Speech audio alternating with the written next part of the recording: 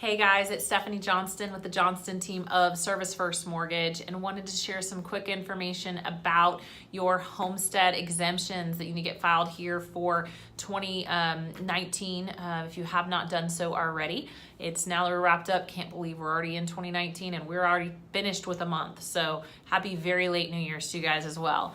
So a couple reasons why. First off, we want to file this. So the homestead exemption saves you money on taxes.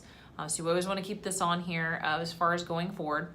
And you'll be kind of in one or two situations if you did buy a property this last year. If the sellers had a homestead exemption, you might have got to use theirs and keep taxes down and save a little money, and that's great.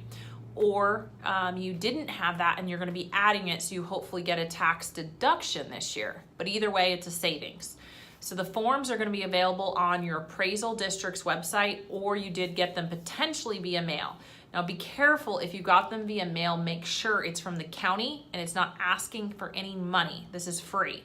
So if you have a question of is this legit or not, you can ask us, or again, go to the county in which you live. If you go to Google and just put in CAD or CAD, that's the Central Appraisal District, and you'll be able to pull up phone numbers, forms. You can look up your home on there. Tons of great information if you want to check that out.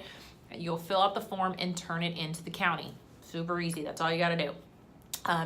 Side note, you do have to make sure that you have your driver's license updated to your new address, or they will kick that back and not approve it. So you do have to have that updated, when you send in those forms. So why you want to send them in and have this exemption are you're going to save in money per year in taxing by having this exemption on there. Each county is different. So it's county, city, ISD specific for how much, but it's a savings regardless. If you have questions on that specific to you, we can answer them. Of course, just let us know. And then also it puts a limit once you've had the house 2 years on how much the county can raise your taxes per year.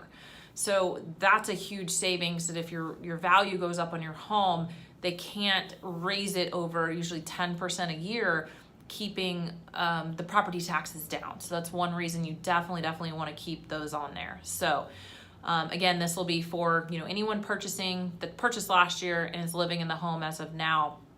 The other group, just if you filed or forgotten to file this and bought a couple years ago, it's not too late. You might not get it for the whole time you've lived there, but you can generally go back a year or two and then go forward, of course. And we want to get on there as soon as possible if it's something that you maybe didn't know to file or you did forget. So still complete this process if you live in the home and this exemption is not there. So hopefully, guys, this is helpful. Again, this is specific to Texas real estate. It's Texas property code. Other states may have some similar requirement or similar programs, but this is specific to the state of Texas. So hopefully this information is helpful, and we'll keep helpful information coming along. Let us know if anything we can need, and have a good rest of your day. Thanks.